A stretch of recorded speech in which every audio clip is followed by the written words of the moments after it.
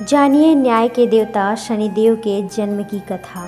सूर्यपुत्र शनिदेव को न्याय का देवता कहा जाता है। वह व्यक्ति को उनके कर्मों के अनुसार फल प्रदान करते हैं। शनिदेव साक्षात रुद्र हैं। शनिदेव ही एक ऐसे देवता हैं जिनकी पूजा प्रेम के कारण नहीं बल्कि भय के कारण की जाती है। शनिदेव भगवान सूर्य तथा देवी छाया के पुत्र हैं। इन्हें क्रूर ग्रह का श्राप उनकी पत्नी के द्वारा प्राप्त हुआ था। इनका वर्ण कृष्ण है और ये कौवे की सवारी करते हैं। राजा दक्ष की पुत्री संध्या का विवाह सूर्यदेव के साथ हुआ था। उन्हें 3 संतानों के रूप में मनु, यम और यमुना की प्राप्ति हुई। संध्या ने सूर्य के साथ रिश्ता निभाने की कोशिश की, लेकिन सूर्य की गर्मी को सहन नहीं कर सकी।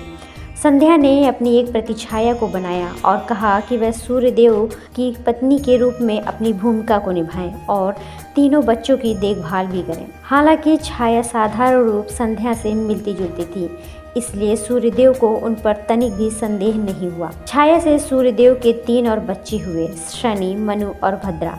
इसलिए शनिदेव को सूर्य के पुत्र और यम का भाई भी कहा जाता है। जब शनि छाया के गर्भ में थे तब छाया ने देर तक धधकते सूर्य के नीचे भगवान शिव की कठोर तपस्या की थी।